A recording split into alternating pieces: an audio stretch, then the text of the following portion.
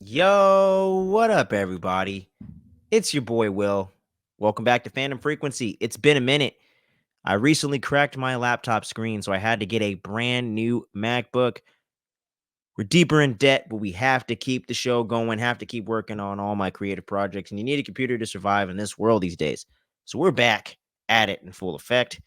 And this is the 34th episode of the Fandom Frequency Show, where we get into all various topics of the show, talk about a bunch of different shit, man. So we're going to be doing no different than today. No big reviews. Madam Web completely skipped that shit. It looks like a complete shit pile. And that's what I've been hearing. That's what the whole consensus has been. Eventually, I'll get to it on streaming and whatnot just to see just how bad it is. But didn't want to go out of my way to go to the theater because we're all limited on time these days. But we wanted to make sure we got to all the main pop culture topics, the trailers from Super Bowl, big casting news and announcements, all the crazy shit that went down with Marvel this past week. We got a lot to talk about here on this show. So with no further ado, why don't we go ahead and get into what's the motherfucking word, y'all? Where we get into all the different pop culture news topics of the day. This whole entire show is almost essentially a what's the word segment, but we're going to get into a little bit of a trailer breakdown for Wolverine and Deadpool, aka Deadpool 3, near the end of the episode. So here we go. What's the word? And I'm definitely a few weeks late on this one now, but I had to get my 2 cents out into the world on this one. I guess the first big casting news of 2024, I believe, for Superman Legacy and the big DCU that James Gunn is currently planning over there for the big drop and for the big start of Superman Legacy being in July 25th, 2025 or something like that. July something 2025. But they just cast Supergirl, and it's going to be none other than House of the Dragons, Millie Alcock. That's right. She is going to be our official Supergirl coming up here. And apparently the character is going to be debuting in Superman Legacy, which is a big reason why James Gunn was the one that was casting this. I'm not sure necessarily if it's just because he's the creative or co-creative head or CEO or whatever the fuck with Peter Safran, or if it's just the fact that he's the one directing and writing this Superman Legacy movie. So that's also a big part of it as well. Not really sure, but we got our first casting news announcement now. And this isn't official artwork by any means, but some of the best fan art I saw out there. Even James Gunn himself retweeted this. X, whatever the fuck you want to call it, which is why I don't get why they renamed it to X. But that's a whole nother topic for a whole nother day. And yeah, so this is our first big casting news since we got a lot of the initial casting for Superman Legacy with Isabella Merced as Hawkgirl and Nathan Fillion as Guy Gardner, Green Lantern, etc., etc., etc. But this is a big one here, man. And I'm definitely a Millie Alcock fan. I definitely dug her performance as Rhaenyra in House of the Dragon, which was what completely started my whole Game of Thrones fandom. I did not watch Game of Thrones while it was on TV at all. Saw a couple clips like Battle of the Bastards and things like that right around the time the show was getting ready to end. But since they had such a disappointing ending, I wasn't interested at the time.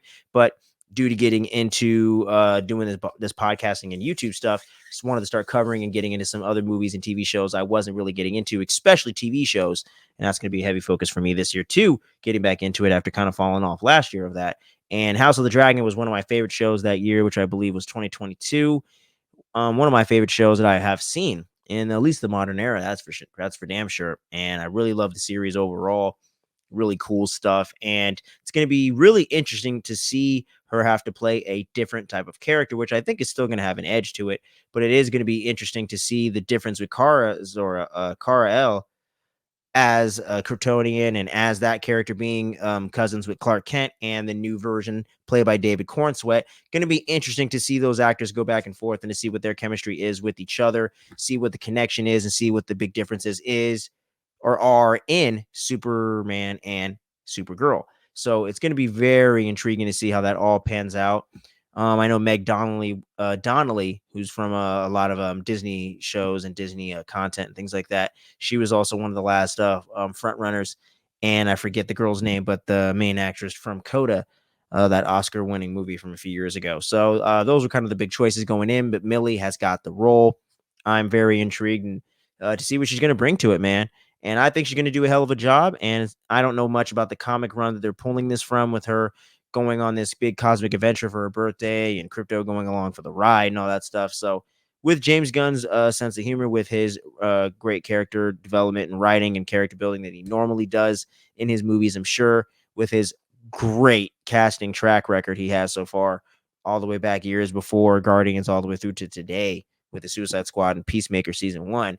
I'm sure he's going to do a phenomenal job. Nonetheless, I'm sure his wife's going to pop in there somewhere. Who the hell else knows who's going to pop in? But I'm really intrigued to see Millie Alcock on screen as Supergirl, and hopefully they can really kick ass with the Superman Legacy movie, so we can get the Kryptonian side of DC finally in some good standing, man, and get some cool stuff with that. I'm not a huge Superman fan. Everyone knows I'm a big Batman guy. Always have been, always will be. Teen Titans. Those are two of my things that I love about DC the most. Never really been a huge Superman fan. Never been a huge Supergirl guy. Never didn't even really watch the show that much with Melissa Benoist. I just watched the crossovers because I did watch some Arrow and Flash in my time.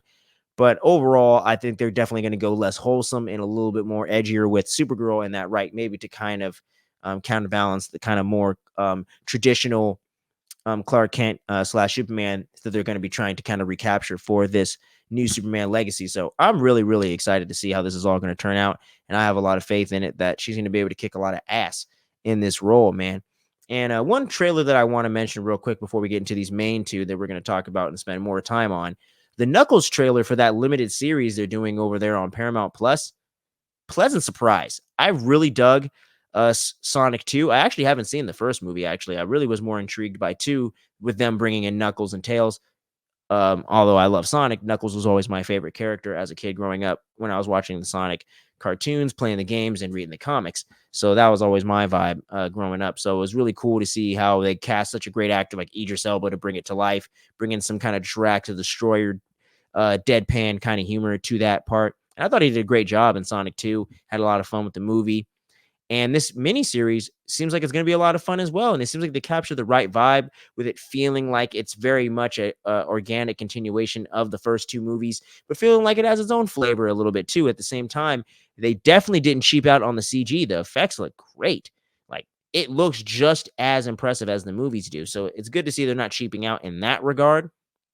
Very interesting spinoff, very, very much unexpected, and definitely was nowhere near my anticipated list for TV shows this year, but it's definitely on my list now. I think it's coming out in April or May.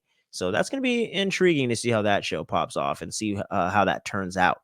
But the main things I want to get into today are these 2 trailers before we get into Deadpool and Wolverine at the end of the show. And that's going to be these 2 trailers in particular, Kingdom of the Planet of the Apes, and even though you can't see the full title, A Quiet Place Day 1. Getting into Kingdom of the Planet of the Apes first. God damn, that's a mouthful. I love the Planet of the Apes trilogy we just got several years ago with Matt Reeves and oh man, I cannot remember the name of the director from the first movie. But he did a great job as well before Matt Reeves ended up taking over. And a lot of the creative team that worked on that original or that prequel trilogy that a lot of us fell in love with, they're coming back to work on this one. We got Wes Ball, the director of the Maze Runner films, coming in to do this one. And I got to say, I was a little trepidatious and a bit skeptical going in with that reason, because I don't think he's necessarily made a great film yet. I do think the Maze Runner movies are much better than a lot of the YA stuff had any right to be. I will give it its credit. It's pretty solid from the first movie that came out. I did see a good chunk of that movie. I never saw the sequels or anything, but that first Maze Runner, from what I saw, like the first 30 to 45 minutes of the movie, really solid. So definitely could understand why they would pick him, but wasn't necessarily this strong directing choice that I thought was like, oh man, this is going to be sick. Like Matt Reeves, I had already seen Cloverfield. I hadn't seen anything else he had did at the time. I saw Cloverfield. I love that movie. That's literally probably my second or third favorite found footage movie of all time. Wreck jumping into number 1 quick and fast and furious in the recent times. Go check out that review, by the way, if you want to check out some retro stuff. We do a lot of horror movies and other niche movies. We do review retrospectives and stuff like that. Wreck 2007. Go check that review out. Go check that movie out. It's a really kick-ass time. But that's my all-time favorite found footage movie now, with Cloverfield probably coming in close second, maybe third, but I'd probably give it number 2 spot, runner-up. So with Matt Reeves being involved in the last trilogy, that totally blew my mind, and they did such a great job with that. I was really curious to see how they're going to be able to continue the story forward without it feeling completely redundant of the last movie. So that way you're like, what the hell am I watching this other movie for when I already got 3 other ones? The cool thing with this one is they're kind of actually building into a real Planet of the Apes, where the apes are now fully in control and have enslaved the humans. And it's been several centuries, or it's definitely been several decades, potentially several centuries since the last trilogy's events. So it appears that the apes are not actually aware of humans being able to do some of these. Well, they're aware that humans were at the top of the food chain at one point, but now apes have become that, and rightfully so, I guess, in their mind. But this new tyrannical king that seems to be the main villain of the movie seems to be taking control of the apes and the whole kingdom as it is. There seems to be like this one ape that kind of finds out the truth and some things that they're kind of keeping secret from the other apes, and maybe the whole context of what brought about their evolution into being the smart apes that they are in the first place. Because for those that maybe need a bit of a refresher, now I know that this actor is a little bit, canceled, quote unquote, these days, but James Franco did play the main character that kind of created the formula to make the apes smart, and then inadvertently created the virus that killed off everybody in that trilogy. So he was kind of the character that kind of kicked everything into high gear, and the whole purpose of why he did that was to try to cure his father's Alzheimer's and any other patient out there that's dealing with this problem. Because in real life now, and especially at the time back in 2010, 2011, when that film came out, Alzheimer's has no cure, and we're still at that point 13 years later. So that whole storyline really does play pretty well now. And it all came from a genuine place of trying to do something to really benefit humanity and to better mankind. So the whole purpose of why they created what made the apes smart, I don't think these apes are aware of. So that does create a different context of how they got to this point. And I think there's a lot of bullshit propaganda going on and covering up, similar to our real history books, of where they're sugarcoating what was actually going on between Caesar and Koba and all the conflict that happened in the trilogy. So that is really interesting and very timely, and things like that, with a little bit of the social commentary sprinkled in there, as Planet of the Apes movies and the books are always leaned into as well. But it really does look really cool, man. And it does seem like the action is going to be just as good as the other films. I have seen some people criticize the special effects on this one, which to me, I think it looks just as good. But hey, everyone's got their own opinion and whatnot. I'm no expert on special effects or anything like that. So hey, who the hell knows? But at the end of the day, I don't go to movies for that necessarily. That's, it's an aspect you can critique and whatnot. But I go for the story, I go for the characters, I go for the vibe, I go for the fun and the creative vision and production, sound design, and those things that go into it, the creative part of it. So if all those things are done well, especially the story and the characters, which was the strongest thing going for it in the previous 3 movies, if they can capture even 50, 60, 70% of that, I'm going to be pretty satisfied. I think this trailer looks pretty awesome. I've liked both trailers they've released so far, so I'm really excited for this one. They moved this one up a couple weeks. I got it here on my calendar. Let me go ahead and double check real quick.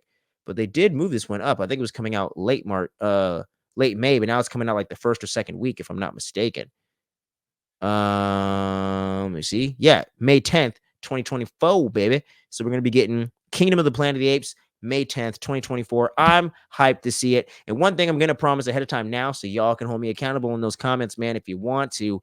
But we're gonna be getting into a whole review series. I'm actually gonna dive back into the original trilogy and drop each individual kind of retrospective reviews on each one, get a little behind the scenes, kind of what led up to the new trilogy kind of taking place, and some of the creative ideas that Matt Reeves and the other people were bringing to it, and just my perspective and kind of me looking back at when I saw these movies and my whole background with Planet of the Apes in general leading up into these movies. And also, we're going to kind of recap some of the story points and some of the big things that happen so we can kind of track where these things are going to go into part 4. So doing something a little bit different, similar to other channels, but trying something a little bit different with my own style and flavor added to it. So definitely be on the lookout for that review series. We're going to do the whole trilogy of those Planet of the Apes movies.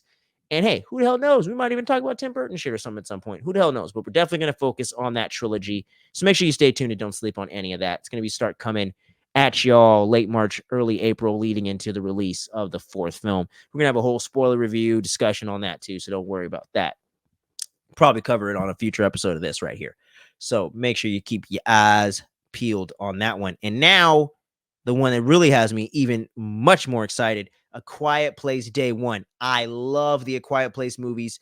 I think 2 is even better than 1, but either one you want to pick, I'm not going to argue with you. I think they're both fucking phenomenal. I love those movies. John Krasinski, motherfucking Jim from The Office, is out here creating some of the best horror thrillers we've had in years, creating some of the most compelling characters, and the way that they're taking the more Cloverfield approach and not making it found footage, but putting this in New York on the first day of when these aliens landed, and everything goes to shit in one of the loudest cities in the world when no one's aware that sound is their ultimate weakness and strength against these things.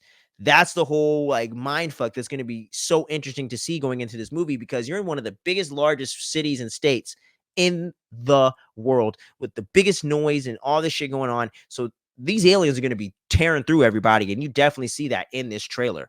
From the second they land and shit hits the fan, Lupita Nyong'o's character, which we don't know the name of right now, she's like barely getting out of there alive, man, because these things are just running rampant through Manhattan or New York City or wherever the fuck they're at, and they are fucking up everything.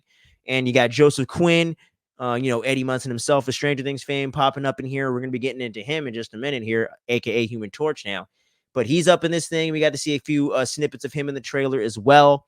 Another great young actor working out there today, Alex Wolf. He's in the movie as well. We haven't seen any footage or pictures of him yet in this, but very interesting to see what he's going to bring to the table here.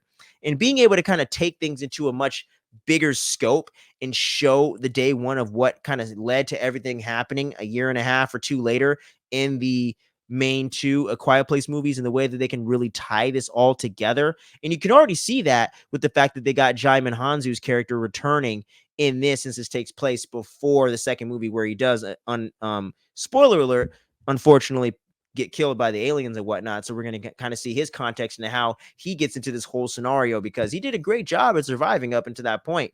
And number two, where he really stuck his head out to help out Emily Blunt and them. So it's, Emily Blunt and them are really Cillian Murphy's character. My bad, Oppenheimer himself. So it's going to be really cool to see how they really pull this all together. The one intriguing thing is the director of that weird ass artsy movie Pig that Nicolas Cage did a few years ago is the director of this one.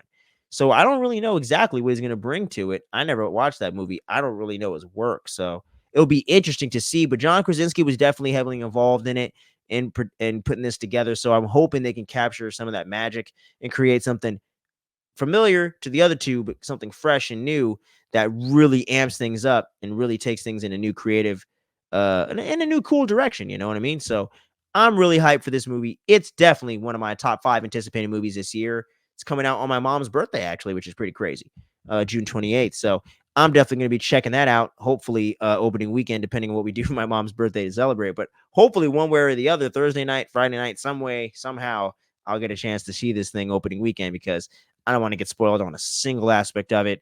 We're definitely going to have a whole spoiler discussion on it. If I do see it relatively early-ish in the opening weekend, I might do a spoiler-free kind of short review, and then kind of get into a whole big spoiler discussion on a Fandom Frequency Show episode and get into all the crazy details the following week. So I would kind of say look for it that way, although even though it's months out, obviously. But that's kind of the way we're going to be approaching it here on the channel.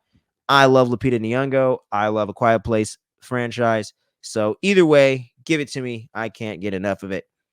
But yeah, so we're going to go ahead and get into the next topic here. And this one's kind of an interesting one. Not too much details going into this one, but something that literally dropped today as of the recording of this video. Henry Cavill from Man of Steel, from the DCEU, Superman himself, is going to be in the MCU, apparently. He has been offered and apparently accepted a role of some kind in the MCU.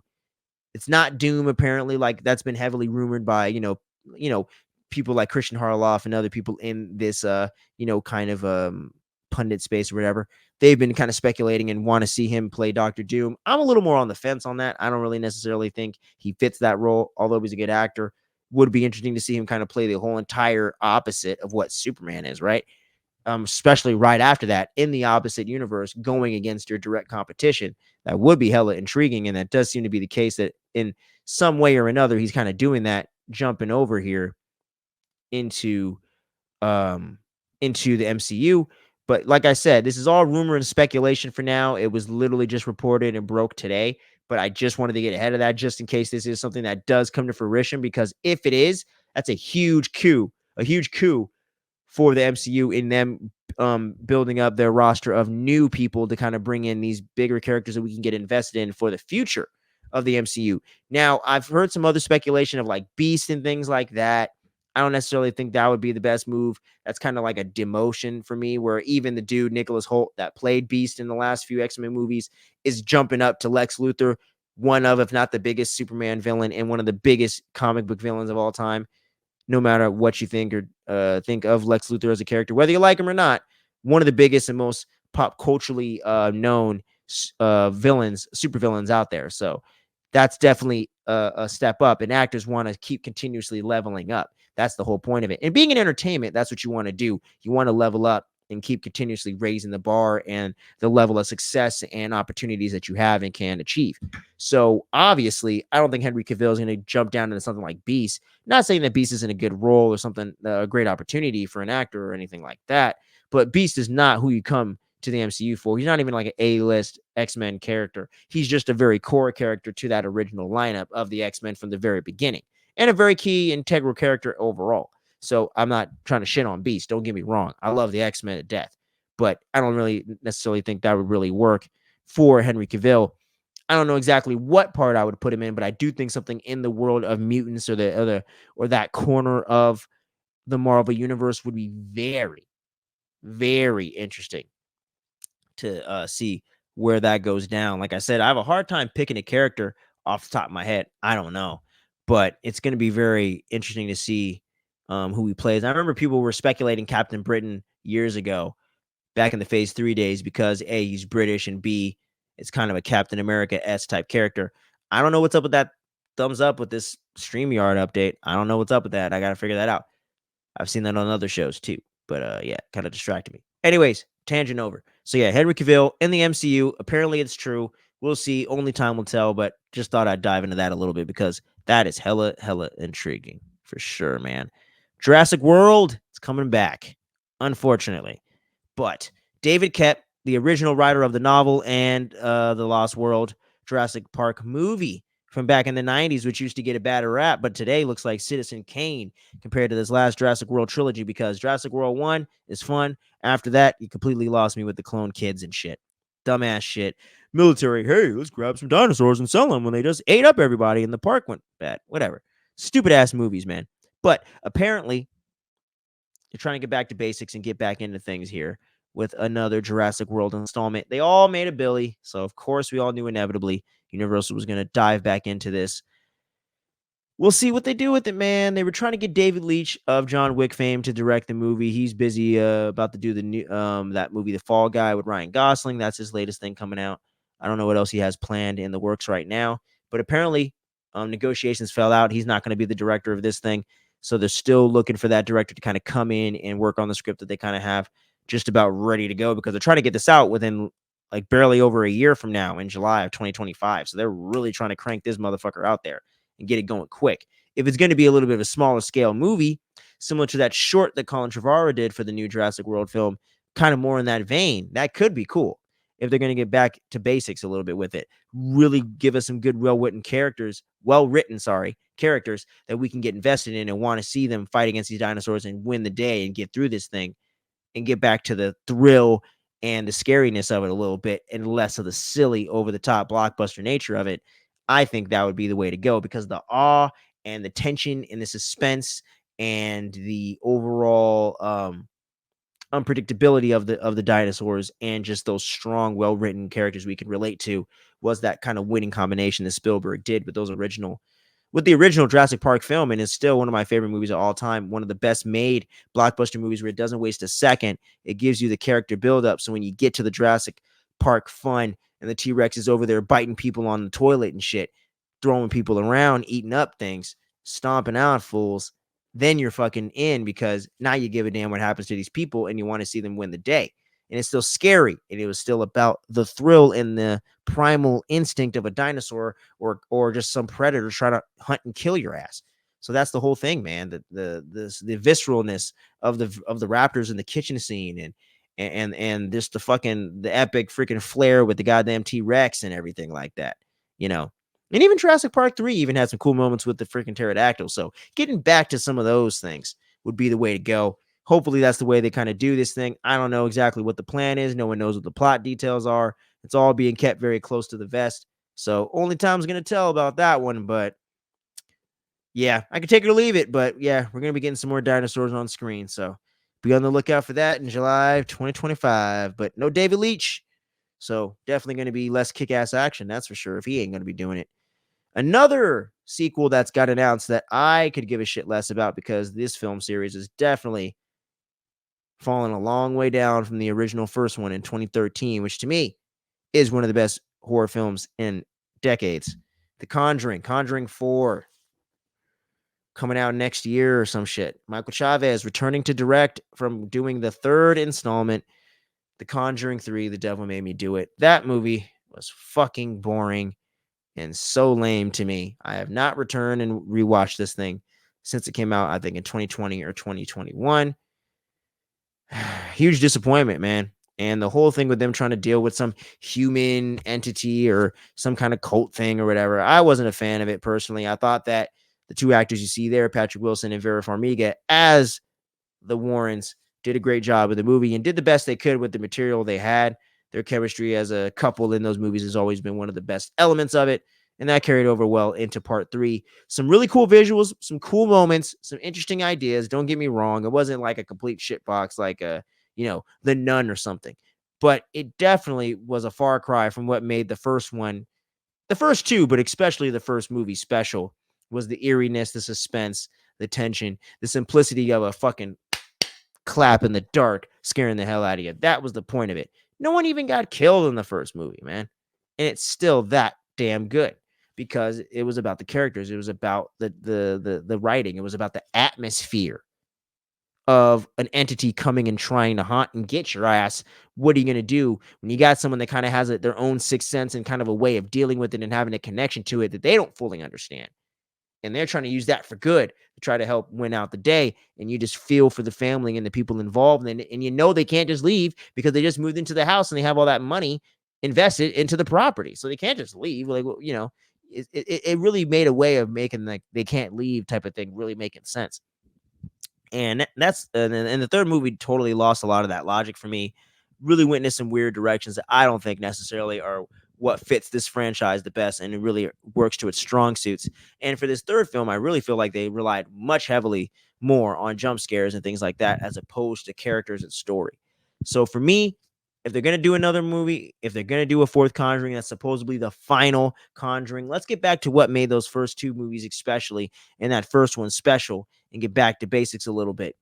Not that they made the third one like a super over the top blockbuster or anything like that, but let's get back to the basics and what was really effective about the first Conjuring movie. Scare people, creep them out, care about the family, get in tune with it, get away from this nonsense you're doing, you know? So, Conjuring 4, Michael Chavez returning, whatever, An actress that lately has been getting a bad rap from Madam Web, by the way, is that of Sydney Sweeney from Euphoria fame, and she actually has her own horror movie coming out called Immaculate. That's going to be dropping. Neon did it. They do some pretty cool movies sometimes. That studio or production company or whatever the hell. But yeah, we got a Sydney Sweeney led horror movie coming out that's looking like the Nun spinoff that nobody wants. Looks hella generic in my opinion, but was something interesting I saw that was out there and is coming out in the horror genre. So, if it's not getting shit on too bad, maybe I'll check it out. We'll see. But I was curious to see Sydney Sweeney lead her own thing in a horror film. I'm not aware of her leading any other movies other than that rom-com she did with Glenn Powell recently, All About You or something like that. So that movie did pretty well. So it looks like she's kind of on a little bit of an uptick and a downswing now because of Madam Web kind of fucking up things in the mix with her playing some weird, dumb version of Spider-Woman that never becomes Spider-Woman or some dumb shit like that. But I'm gonna be honest, man. This trailer for this movie, Immaculate, looks very generic and does not look scary to me at all. There's some interesting elements to the story a little bit, but other than that, it does look a bit generic and a little bit too reliant on the jump scare Blumhouse type thing. But I don't want to judge it too harshly before anyone's even had a chance to see it or get any kind of consensus out there, or before myself has even had a chance to watch it. So, based off the trailer, I'm not that excited, but hey, Sydney Sweeney's a good actor. It's a good opportunity for her, and I'm always willing to check out some horror content. So, you can never get enough horror movies out there, but hopefully it's not that bottom of the barrel shit because horror definitely doesn't need that when we've been in a bit of a renaissance in the last 10 or so years. This one was an interesting one. I don't know if y'all know about this one. Kevin Williamson, the original creator and writer of Scream and several other things, Teaching Miss Tingle, and he just did that movie Sick, the pandemic slasher movie, which was really well done, by the way. I thought the motivation, I saw that a little bit coming from a mile away, but I thought it was a really well done movie overall. And it's Kevin Williamson, so how could you not be excited? And apparently he's working out this TV deal to do his own adaptations of Rear Window, and the game, the David Fincher movie, and there was another thing. I think it was maybe I Know What You Did Last Summer or something like that. But he's got three things that he's optioning right now to work out this big deal to create these TV series adaptations of these movies and different things like that. And generally, making a remake of a movie into a TV series does not work. I haven't seen Rear Window from Hitchcock, so I can't tell you a damn thing about that if that can even work at all. Don't know anything about it. The Game. Never saw that with Michael Douglas, starring Michael Douglas from the great David Fincher. Never watched it, so I can't tell you anything about that really either. But generally, movies have not worked well in TV show format when they've kind of went into that direction. So for me, it is a little bit, it gives me a little bit of trepidation. But I love me some Kevin Williamson. He does tend to write better things often than not, and to see him play around with a lot of these known horror thriller properties from these different eras is kind of interesting in its own right. So seeing someone take a stab at doing a Hitchcock thing is a pretty big gamble these days. It hasn't paid off much in the past. So we'll see. We'll see where it goes. We'll see where it goes. But I thought that was an interesting piece of things going on there, and kind of the movie horror world there. Another one that we're getting, another spinoff, if you will, off of a spinoff off of the Predator franchise. Dan Trachtenberg's coming back to do something tentatively titled Badlands, another Predator spinoff taking place, I would assume, in a different time period or location or something like that. But from Prey from 2022, I think that was on Hulu. I thought that shit was kick ass. They did such a great job. Amber Midthunder was such a great final girl kind of protagonist, if you will, because she had to grow and figure out how to outsmart this thing and how to fight it. And it very much reminded me of the first film with Arnold's dynamic kind of with that version of the Predator. But this had its own primal nature to it, pun intended. And it really worked out really well. I really dug a lot of the aspects of making the Predator a lot more dumbed down and back to basics. I didn't love the rebrand of kind of how the face looks, but I guess over time they could have evolved and changed. So I did kind of get kind of where where Dan Trachtenberg kind of was going with that. And all the actors in this thing across the board in Prey, really well done. So getting to see Alien come back this year with Fede Alvarez doing Alien Romulus, and seeing Jurassic Park, aka Jurassic World or whatever, kind of getting its own thing going as well. I'm hoping some of these franchises can continue in this direction to where we can create really unique and cool ideas for spinoffs that are a little bit more grounded, a little bit more smaller budget, more risk, more edge, and more things taken. And hopefully we get to see more of these things released in theaters, unlike Prey. Did understand the move at the time because Predator was definitely in the shitter, and the last one bombed. It was not well received in the theater. I literally went to see that. Shane Black's Predator, terrible movie. Whether it's studio interference or not, it's just a fucking terrible ass movie with a great cast that was completely wasted all around the board. Thomas Jane, Boyd Holbrook, Sterling K. Brown, you name it. Every actor in this thing was fucking completely wasted. Olivia Munn, the list goes on and on. Terrible ass plot in that one, man. So I do understand why Prey did go to the streaming release format. I think Badlands, they should try to take a stab at it and put it out in the theater, keep the budget low, make it rated R, whatever you want to do. And I think you could recoup your money when you have Deadpool 1 and 2 collectively making $1 billion. So I believe was a statistic I read at one point that I believe is accurate. So come on now. You got to get to it. Badlands, Dan Trachtenberg. I can't wait to see what that's going to become.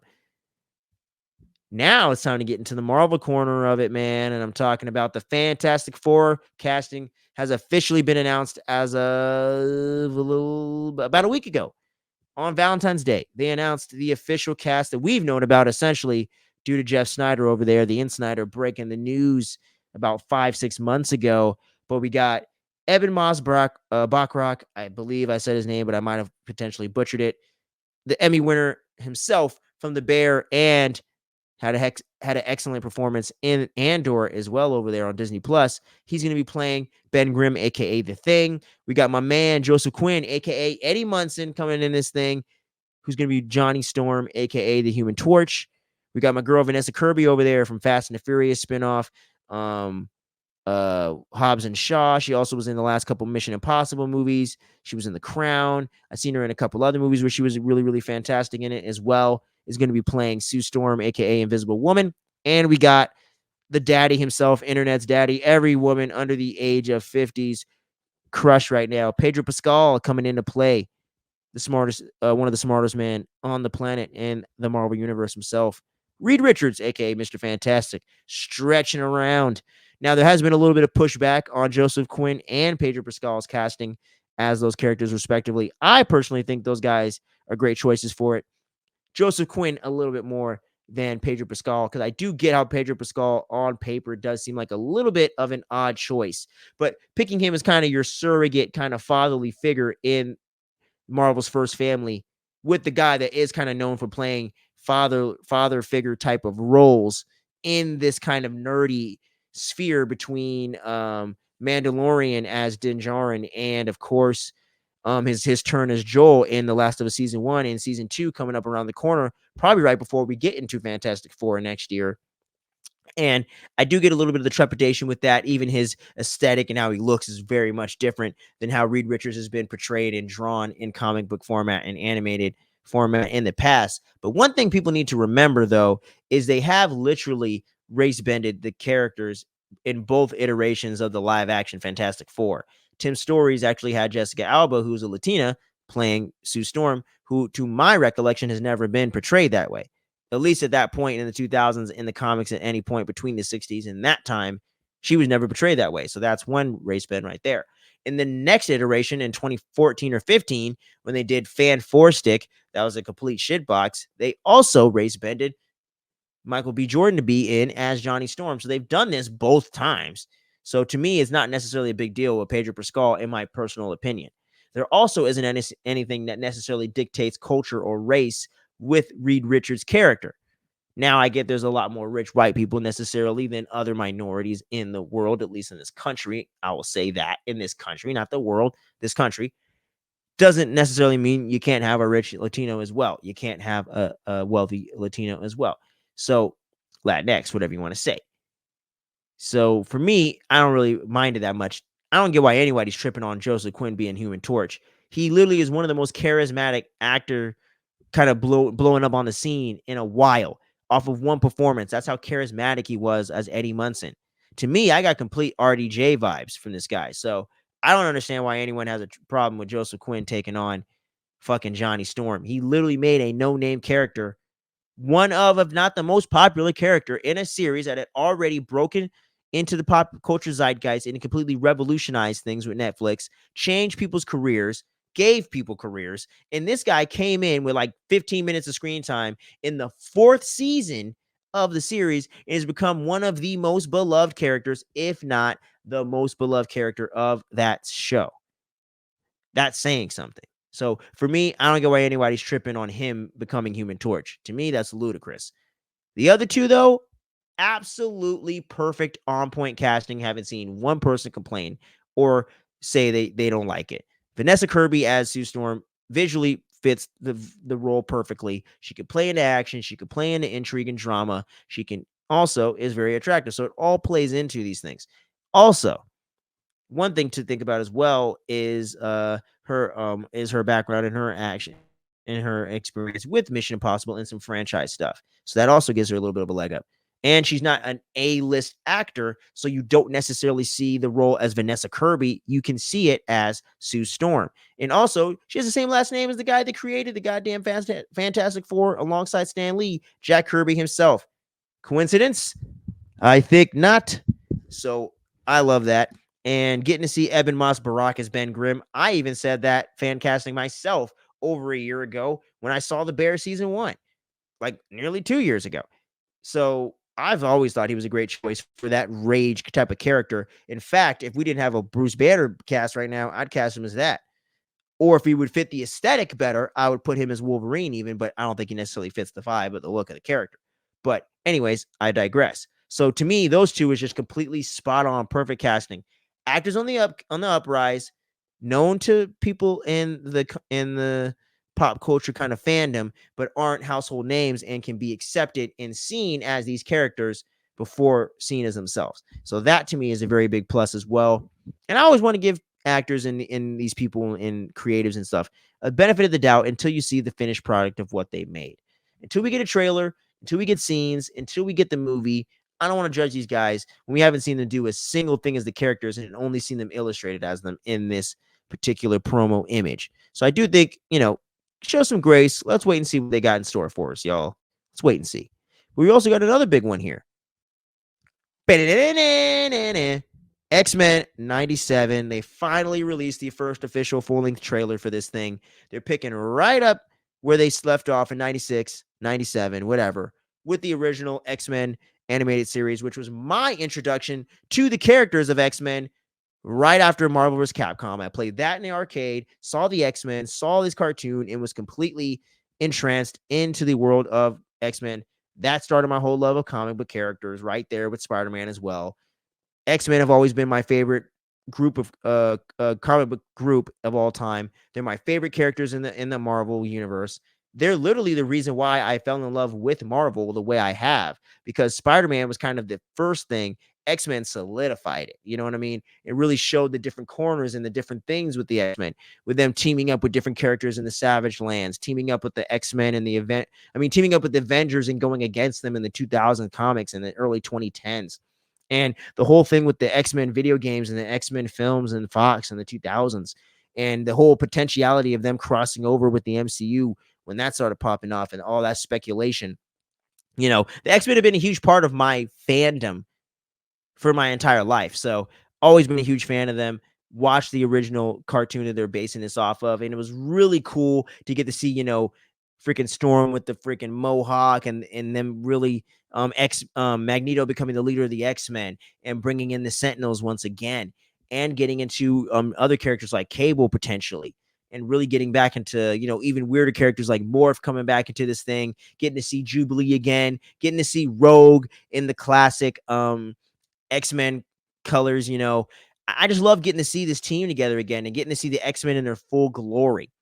We haven't seen any X-Men content like this since the Dark Phoenix movie in 2019, 5 years ago. So it's really cool between this and Deadpool and Wolverine coming out in July to see the X-Men back in full swing and as a part of the MCU in full force. And I love the way they updated the animation to have the glossier look like the later episodes did, but keep that 90s 2D aesthetic as well. So I really dug everything I saw in the trailer. They didn't have too many big story points in there, so I might have to refresh my memory a little bit and try to get through as much as I can. Of course, I don't think I'll be able to finish it, but I'm going to try to watch some of the X-Men animated series again just to get an idea of some of those storylines and where they kind of started, and I'll probably jump to the end and kind of see where they left off, so I have at least a bit of an understanding of where things are going in this one, because I haven't read all those comics from the 70s into the 90s and that Chris Claremont era that this is all based off of.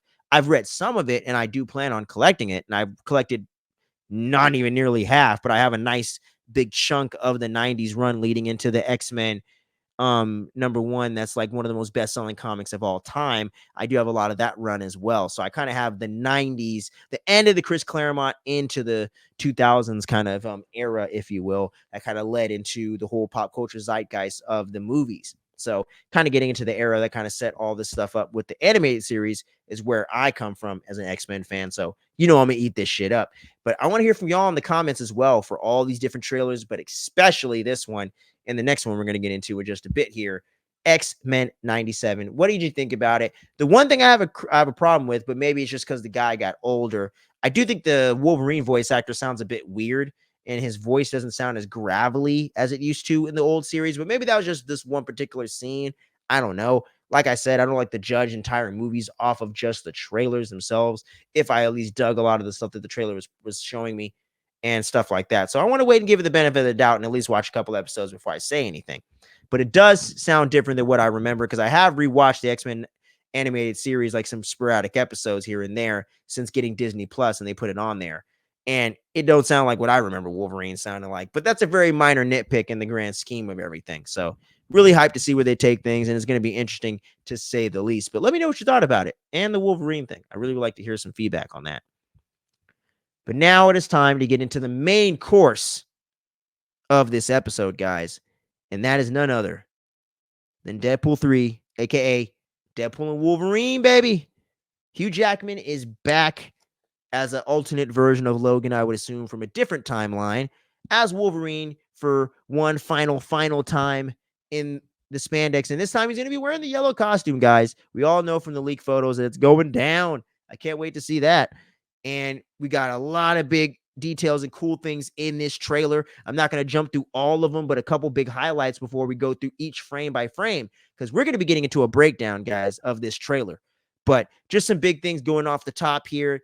It definitely seems like with his post-credit shenanigans of fucking with the timeline in Deadpool 2 when he received that time travel device from Cable, it seems like that's all coming to a head because the TVA is on his ass, and he's tasked with the mission to help them save the timeline and for him to fully integrate himself into the MCU in the larger world of the Avengers and all that. We see he's going to be jumping into Madripoor here in one of the scenes in the trailer, and we actually did see Madripoor in Falcon and Winter Soldier in the MCU Phase 4. So we have been there before, but it does have a little bit of a different look here. So I do wonder what's up with that. And we got a big tease of a character called Cassandra Nova that might be coming in, but we're gonna get into more details on that in what's the word? Chronologically as we get through this trailer here. But just wanted to kind of tease a few aspects here. But there's some big things to come with that character being introduced potentially in this thing, because that ain't Professor X, my friends. At least I don't think that is in the background there. But let's get into the trailer. Let's get into the trailer itself. So apparently it's Wade's birthday. Now, take a look at all these characters in this scene. Most of these characters are fucking dead, guys. So he's definitely been fucking with this timeline a lot.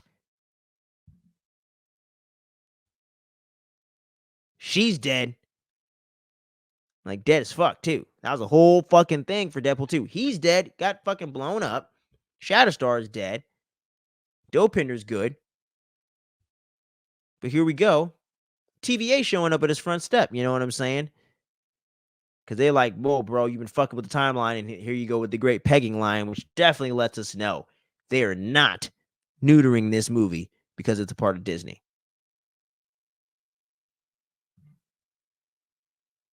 But yeah, man, here we go. We're jumping into the trailer here full on. He wakes up in the TVA talking to this guy from that show, Succession. And I like that guy in that show.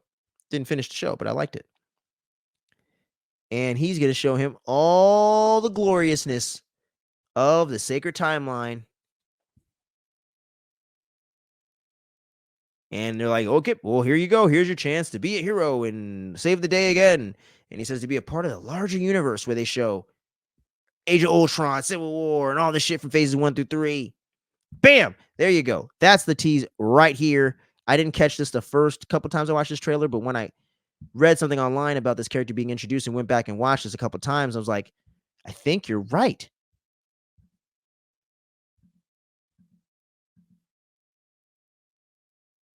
Because like I said, that doesn't quite look like Patrick Stewart's head.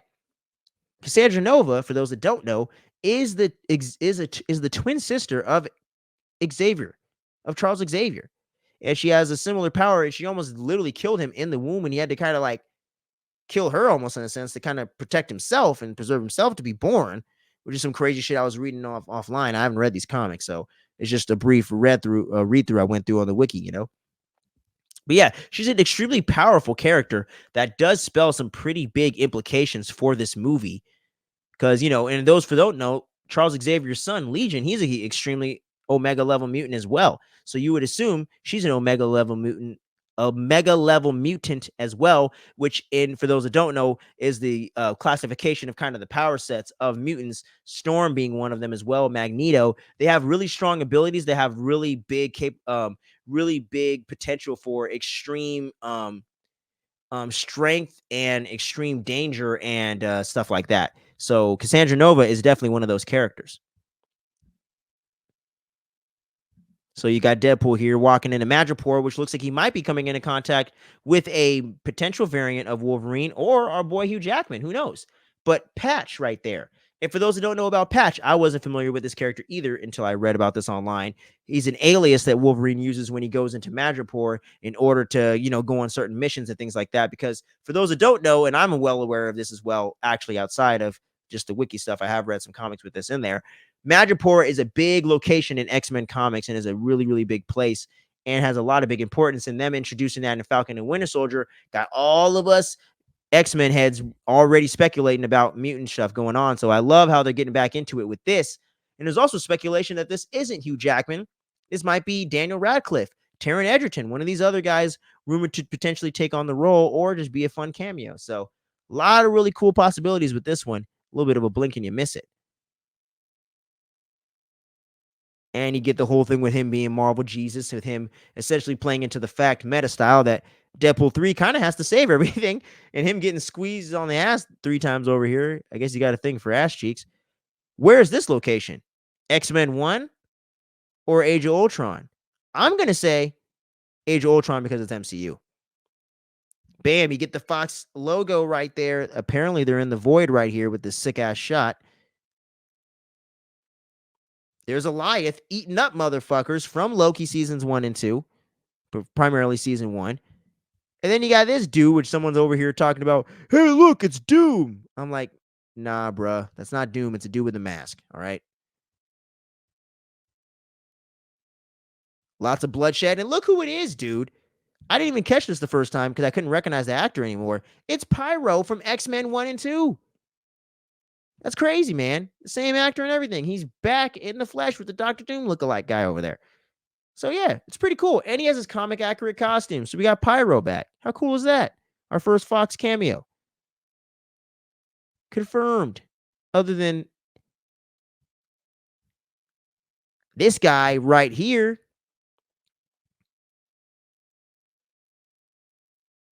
That's right, baby. That's right, bub. It's Wolvie, baby. He's back. Deadpool Wolverine.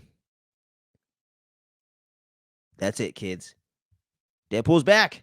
He's in the MCU. July 26th.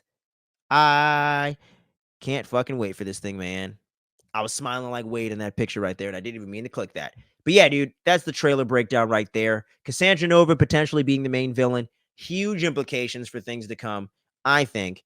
A lot of things. There was apparently a Secret Wars issue that was teased in there from the Doctor Doom, God Doom type stuff from the mid 2010s run they did, the most recent run of Secret Wars that they did, not the 80s Beyonder version. So I'm really curious to see if they're going to bring in Doom, other Fantastic Four elements. What X-Men cameos are we going to get? There's been a ton of rumors. Jennifer Garner's Elektra. Ben Affleck back as Daredevil. Chris Evans back as either Captain America or Human Torch or both. Daniel Radcliffe or Taron Egerton being Wolverine. We already got the confirmation of Pyro now. Halle Berry apparently was heavily rumored to be on set as well, coming back as Storm. Please make that happen and give her a really kick-ass part and let her redeem that a little bit. I would like to see. Are we going to get Bishop from Days of Future Past? Are we going to get anyone from First Class? Are we going to get James McAvoy? Are we going to get Ian McKellen? It's so many different possibilities with this thing. Scarlet Witch. Are they going to bring her into the fold and make her part of the X-Men? Are we going to get Quicksilver with Aaron Taylor Johnson jumping over back to the MCU because Craven's doomed to fail? Who knows? But it's a lot of really fun stuff that could happen with this movie, man. And I got a lot of faith in Ryan Reynolds and the gang because I feel like Disney and Kevin Feige understand that they have a very, very their fingers on the pulse. Ryan Reynolds knows his character inside and out. He understands the character from the comic books and the source material. He can play it in his sleep. Both Deadpool movies have been hugely successful, and like I said, if that one factoid is true, it's made $1 billion collectively between two movies, and they're both R-rated. That is a huge freaking achievement that no other movie is doing. So I think Kevin Feige and the powers that be at Disney and Marvel Studios understand this is the one project you can't micromanage. This is the one project the committee can't have a say on like this. This is the one project you got to let them have a creative vision, get the script together, let Sean Levy direct it, let him and Ryan Reynolds cook, and let this thing be what it's going to be. And I have a lot of hype and a lot of faith in it as well. Now, I always try to temper my expectations with any of these big blockbusters and things as a fan, because you got to keep your expectations in check anyway. But I do think this is definitely the shot in the arm that the MCU needs, and the whole comic book genre as a whole, because it's just getting a bit stale. I love comic book movies. I love the genre. I think if they brought out a lot more independent runs and things like Invincible or The Boys or Lock and Key or things like that, where it was more independent stories and different ideas and fresher takes on things that aren't like everything else, like taking Saga from Image Comics and creating an epic space opera series out of that. I think there's so much potential for comic book movies and TV shows to grow and evolve, but they definitely need the big boys like DC and Marvel to continue to do that as well in order to elevate that for the mainstream audience so the indies can get their chance to shine. We need the big two. We need the big boys on the block to be able to hit it out the park and be able to keep things going, so we can let the independents run their thing and do their thing. The independent scene in wrestling is nothing if WWE isn't doing their thing. It can't exist without the larger companies bringing that awareness and bringing that industry to it and making it a thing. So I'm rooting for it. I can't wait to see it. I want to hear from y'all. Did you notice anything that I didn't notice in the trailer and want to break that down? Let us know in the comments below. Are you hyped for Deadpool and Wolverine? Do you think they shouldn't have brought Logan back? I know there's a lot of fans that feel that way too, and I can understand that because it was the perfect way to end the character in Logan. One of the only movie endings that ever made me cry. So I do understand people's trepidation with it, but the chance to see him and Deadpool together for a full film is just too good to pass on, man. And it's Ryan Reynolds and Hugh Jackman, who have infinite chemistry and a real life friendship. You can't pass that up. You know what I mean? So I can't wait to see what's going to happen with this thing in July. But let me know what you thought about it down below. That's it for this big old action-packed episode of the Phantom Frequency Show. It's been a few weeks, but we made sure to hit all the big topics for you guys. We're back in full effect now. Make sure to look out for these episodes every single week. We got some really fun movie reviews we're going to be dropping on the channel for some more niche type movies and things like that. We got Avatar: The Last Airbender, the Netflix adaptation, right around the corner. We're going to be getting into a full-on review for that on the next week episode of this show. So make sure you tune in for that. We got Bad Batch from Star Wars coming back, so I might check that out and see what's good with it. Got a couple movies I want to catch up on as well. So make sure you're on the lookout for all that dope content we got coming, and we're going to have Dune Part 2 right around the corner coming up here soon, so make sure you look out for that. Thank you so much for sticking with us to the end. If you did, click all those buttons below the video. It really does help the channel grow, and we appreciate all of your support and love that you've shown the channel so far, and any of the love and support you will show in the future. We love you. We appreciate you. Stay tuned. Don't sleep on any of this dopeness we got going on the channel, and we'll catch you again real soon. Peace.